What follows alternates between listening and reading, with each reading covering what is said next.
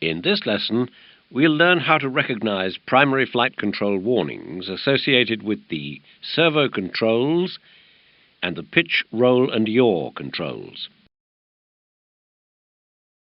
We'll start with a servo control jam.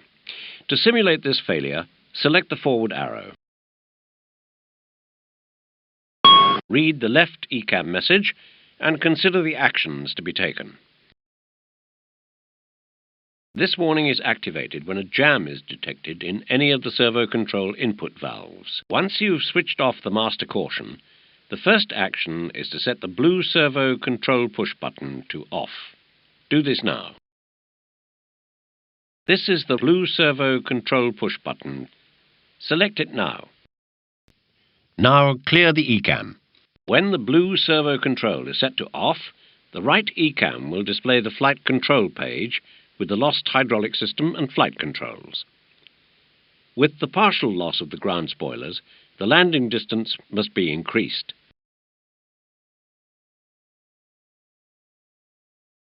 The blue servo control jam has caused a low pressure situation. Select the forward arrow to see the effect if another system fails.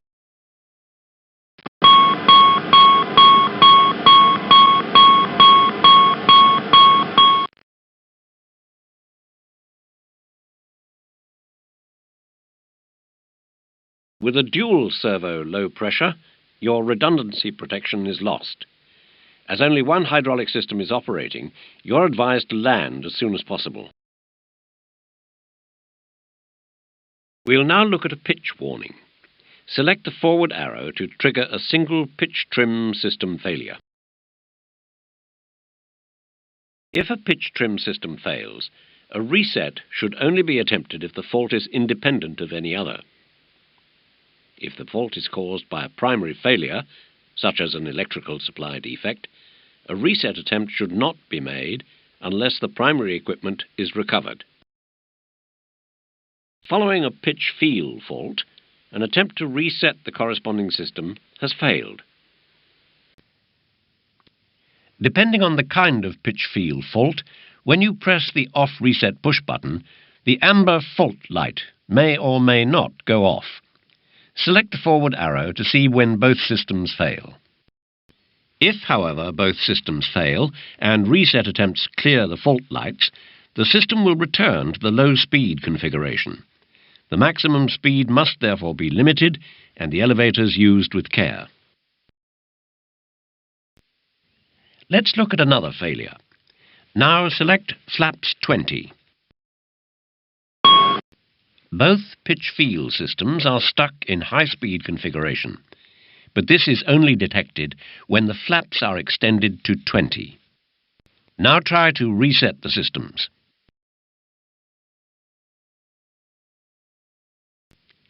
We've selected the other push button for you. Now reset both push buttons.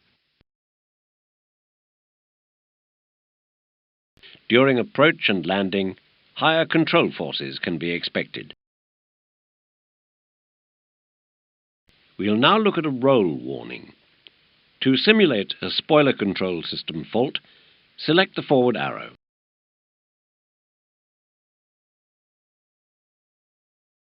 When spoilers are affected, the corresponding push button should be selected and the system switched off. The effects on the handling and landing distances of the aircraft will be dependent on the number of faulty spoilers.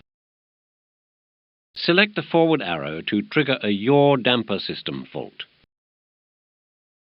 As with the pitch trim system failure, a reset should only be attempted if the fault is independent of any other. When both yaw dampers fail, the autopilot is disabled. If Dutch roll occurs, flight control should be returned to their neutral positions and fuel should be transferred to forward tanks. Both these actions will help natural damping to ease the condition. If necessary, descend below flight level 290. Following a rudder travel fault, an attempt to reset the corresponding system has failed. Depending on the kind of rudder travel fault, when you press the off reset push button, the amber fault light may or may not go off. Select the forward arrow to see the effect if the second system fails. The second system has failed. The master caution has been switched off. Now try to reset the second system.